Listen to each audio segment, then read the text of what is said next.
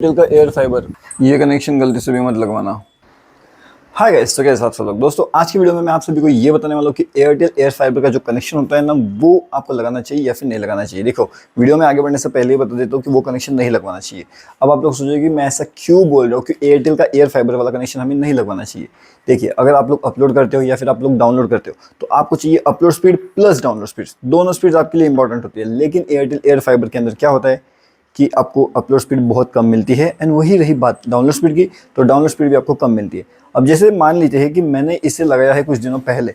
अब जब से मैंने इसे लगाया है तब से मुझे डाउनलोड स्पीड जो है वो 70 to 80 MBPS के आसपास मिल रहा है। 100 तो मुझे कभी मिला ही नहीं उसमें, ठीक है। हाँ, 100 का मिला था मुझे एकदम रात के 3 बजे के आसपास में मुझे 100 का स्पीड मिला था डाउनलोडिंग में। एंड अपलोडिंग में लगभग 70 के आसपास मिला था, लेकिन रात के 3 बजे।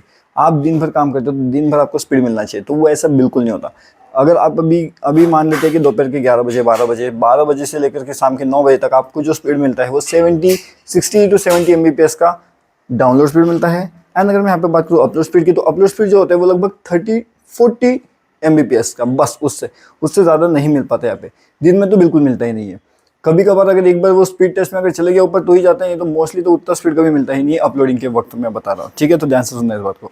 मेरा प्लान है 100 MBPS वाला, तो उस हिसाब से मुझे जो स्पीड मिलना चाहिए वो लगभग 100 MBPS download plus 100 MBPS upload दोनों मिलना चाहिए साइमल्टेनियसली, लेकिन वो नहीं मिल पाता, बिल्कुल मिलता ही नहीं है। अगर वही चीज़ अगर आप ऑप्टिकल फाइबर का लगाते हो एयरटेल का, तो उसके अंदर आपको डेफिनेटली स्पीड मिलती है। लेकिन एयर फाइबर गलती से भी मत लगवाना, एयरटेल का एयर फाइबर। तो ये बात आपको ध्यान रखनी है कि एयरटेल का एयर फाइबर नहीं लगवाना चाहिए आपने, ठीक है।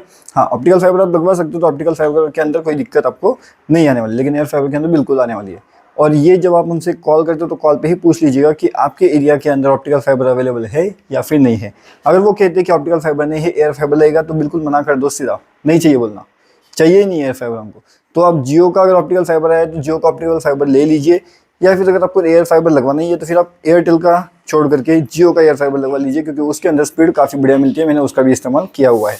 अगर आप कंफर्म करना चाहते हो तो मैंने हमारे यूट्यूब चैनल में ऑलरेडी कुछ air fibre related videos already post कर दिए है जियो के, तो वो भी जाइए, उसका भी स्पीड टेस्ट आप डेफिनेटली चेक कर लीजिएगा। तो ये था मेरा अपना पर्सनल रिव्यू। तो एयरटेल का एयर फाइबर नहीं लगवाना है, ऑप्टिकल फाइबर लगवा सकते हो एयरटेल का। एंड अगर एयर फाइबर ही लगवाना है तो फिर आप जियो का लगवा लीजिए, ठीक है।